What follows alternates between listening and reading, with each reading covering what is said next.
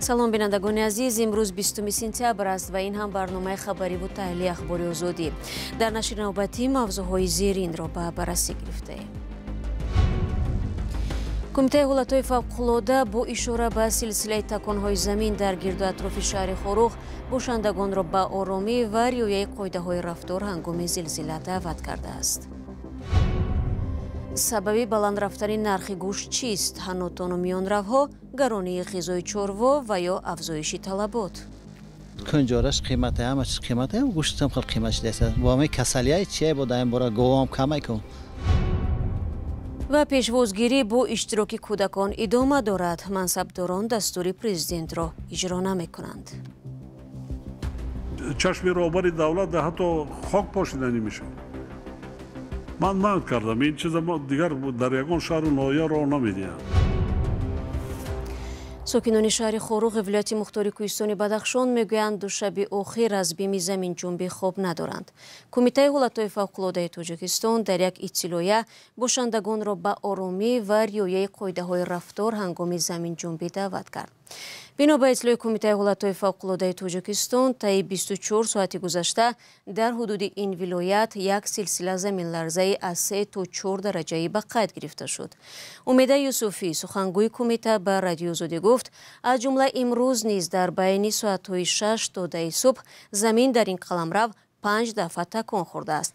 маркази заминларза 290 километр ҷанубу шарқӣ аз шаҳри Душанбе ва 25 километр шимолу шарқӣ аз шаҳри Хоруғ буда, қувваи заминларза дар марказаш 3 ва дар шаҳри Хоруғ 2-3 дараҷаро ташкил додааст. кумита бо истинод ба маълумоти хадамоти геофизикии Тоҷикистон гуфтааст, ин пасларзаҳои заминҷунбии 27 августи имсол мебошад ки нисбатан сахт буд.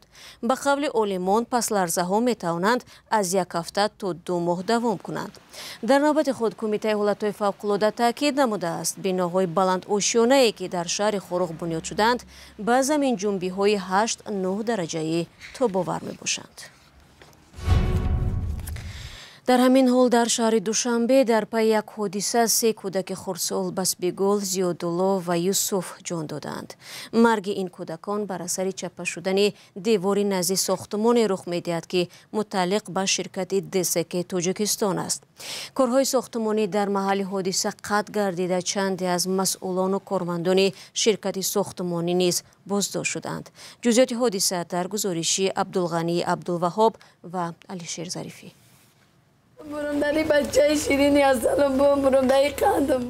ин хонавода 3 рӯз мешавад мотам доранд. 2 кӯдаки фаришта зери девори атрофи яке аз сохтмонҳои шаҳри Душанбе ҷон бохтаанд. нигоҳ кунан, фикр накунан як модари дигар бо ҷигарш сӯз накунан, як модари дигар бо ҷигар сӯз нашавад. як модари дигар бо хираги афгона шавад дар ҳаққи ду фарзанди дили ҷигарш охе.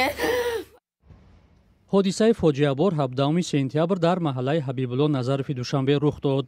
девори атрофи чоҳбун ки аз ҷониби ширкати сохтмонии ДСК Тоҷикистон канда шуда буд, болои кӯдакон чапа шуд. او دختره که میشه بازی کرده و دتا بچه تماشا داشتیه میگه دی غلطی دی دیوال غلطی ده نمی سنگ سر او دخترچه زد.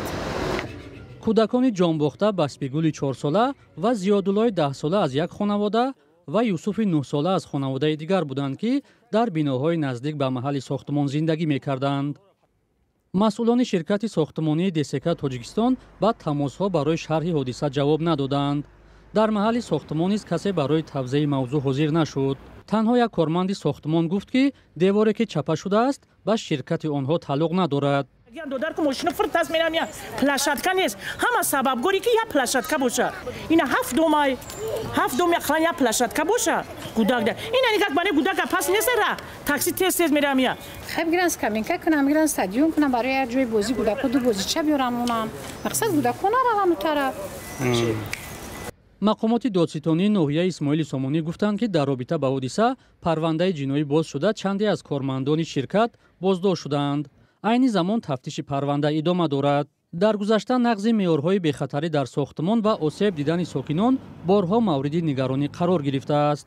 طبق اطلاع کمیته ساختمان و معماری در نیم سال اول سال جاری در نتیجه سنجش‌ها بیش از 4700 کمبود در ساختمان‌های کشور آشکار شده است. شما برنامه اخباری رادیو زودی رو تماشا دارید. در 2 ماه اخیر قیمت گوشت در بازارهای تاجیکستان بالا رفته. نرخ 1 کیلوی آن از 90 تا 110 سومانی فروخته می شود.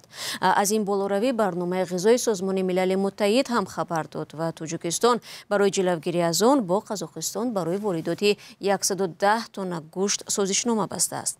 مقامات دولتی میگویند طلبات زیادی مردم به گوشت و کم شدن سرشمار چاروا عامل اصلی بالاروی ارزش گوشت است. ارشاد سلیمانی و براد یوسفی به سراغ گوشت فروشی ها و مال بازارها رفتند تا سبب اساسی را از منبع‌های دستی اول بپرسند. مراد رجبوف ساکنی ناحیه شهری نو 30 سال این جانب قصاب است. او میگوید به این حد بالاروی قیمت گوشت چاروا را امسال مشاهده کرده است. در مدت بیشتر از 2 ماه ارزش محصولات میفروختش 10 سامانی بالا رفته است. این بازار مال قیمت های برابر میده. این قیمت شما گوشت چندی میغلطه و شما چندی میفروشید؟ همه 87 سامان قریب کوتره. شما چندی میفروشید؟ 90 فروشید. در بازارهای مال فروشی تصدیق میکنند که از عید قربان به بعد روند بالاروی نرخ چاروا آغاز شد. 14,500 سفید 12,000 ایش کتیبه و یک جوی 27,000. پیش عید قربان میگه 14,500 خرید تقریبا چند سال بخرید ممکن 13,000. روز تا روز قیمتش نیست قیمت. خکم یک 2-3 هفته اخیره یک خیلی استودگی دجور. ده خونم میگن که مول کمچین شده برای اول قیمت. با یک خیلی میگن گوشت قیمت شده مولم قیمت. هم گوشت که قیمت شد مولم قیمت دو. اگر هم بزرگ 10 تا دهخون باشه 20 دیگه خرید فروشه. اینطور پرس قیمت های میگه. انا کنجارش قیمت همه چیز قیمت هم گوشت هم خیلی قیمتش دست. وامه کسلیای چیه بود دایم برای گوام کمی کن. که برای همیه. کیلوش 80-75 هم خیلی میغلطه. گوشتم ما. گوشتم. خود شما بیار چندی خریدین؟ ما هر خیلی خریدگیم 15-16 هم خیلی خریدگیم 1000 سوم مایداشو. حالا که موسم علف دروی غذای اصلی چاروا است نرخ آن نیز به طور قابل ملاحظه بالا رفته است. هم 25-24 کم نبود. دوشقا علفی ارزون نبود. علفی 20 سوم 15 سوم. این ورس توسیس نخستگیه. در گوشت فروشی های دوشنبه نرخ 1 کیلو گوشت از 90 سامانی بالاست. در برخی بازارها به خاطر جلوگیری از باز هم بالا رفتن ارزش گوشت یارمارک‌های همیشگی از حساب ذخایر دولتی تشکیل شده است. که یارمارک اگنتیو هم ذخیره میبرم جا میفروشیم 60 تعمیر میکنن ایسو برای میفروشیم نرخ بالا رفت همین نرخ قبلا 60 های نرخ دیدم خیلی ارزون میکنم. در 200 کیلو 200 کیلو گوشت میرکه. چند نقطه گوشت 5 کاسه که هر کدومش 200 هر کس 200 کیلو 150 خیلی میره تو ابیت تمام میکنن میرن بچو. مقامات عامل اصلی بالاروی نرخ گوشت چاروا را به افزایش طلبات ربط میدهند. وجه چیزی که به همه معلومه که افزایش اولی هم زیاد شده است. طلبات اولی هم با گوشت خرید به حد بسیار شده گیه. شما خودتون همه نقل میدونید که یکون وجه تمام آشخانه ها بسیار شده گیه. همه در آشخانه ها رفته مرکه میگذارونن. مثال تا حتی که سحر نهاری شده آشخانه ها کردیسن. صرف نظر از پاسخهای زید و نقیض منصبداران تاجیک در مورد سببهای بالا رفتن ارزش گوشت به نظر می رسد که مشکل نارسایی محصولات در کشور جدی است. تاجیکستان برای جلوگیری از بیشتر بالا رفتن نرخ و کمچینی گوشت در بازارها با قزاقستان برای وارد کردن 110 تن گوشت سازشنامه بسته است که 16 تن آن در ماه سپتامبر وارد شده است. چند پیشتر برنامه غذایی سازمان ملل متحد از بالا رفتن ارزش گوشت در بازارهای تاجیکستان نیز خبر داده بود. این نهاد بین المللی در گزارشش آورده که نرخ گوشت گاو در چند از بازارهای کشور در مقایسه با یک ماه گذشته 13 و یک سال پیش 27% افزایش یافته است. سلام، اگر خط و خبر می‌خواهید ما داریم. نوید بامدادی، سرخط خبرها، اخبار تاجیکستان و جهان، گزارش‌ها و تحلیل‌ها. چی می‌گذرد و چرا؟ دانستن فهمیدن است. ضمیمه یا اپ ما را بگیرید. ولی خبر و گزارش را از رادیو آزادی پیگیری کنید. پیشوازگیری منصبداران با جلب کودکان و جوانان در تاجیکستان با وجود آنکه رسما تنقید کرده می شود ادامه دارد. امامعلی رحمان پرزیدنت تاجیکستان روز 1 سپتامبر در ملاقاتش با آموزگاران جلب خوانندگان بر راهپیمایی و پیشوازگیری منصبداران را سخت تنقید کرد. وی گفت که از جلب کودکان خود او نیز ناراضی است و دستور داد که دیگر این کار تکرار نشود. در 20 روز گذشته در سفرهای پرزیدنت به منطقه ها جلب کودکان به نظر نرسید، ولی در سفر آخر پرزیدنت دیده می شود که باز کودکان را به پیشواز و شیرخوانی نزد پرزیدنت آوردند. بابا جانی مهربان خوش آمده زمایت. روز 19 سپتامبر کودکان در دنقره پرزیدنت تاجیکستان امامعلی رحمان را چنین پیشواز گرفتند. شیوه پیشوازی که روز 1 سپتامبر او سخت تنقید کرده بود. کودکان را میبرند در قدی راه راست میبینند چی گناه دارد بشون و چی میکند؟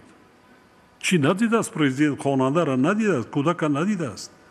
ساعتهای دراز، شمال، خنک، برف، باران با همین ظاهر پرستی میکنین.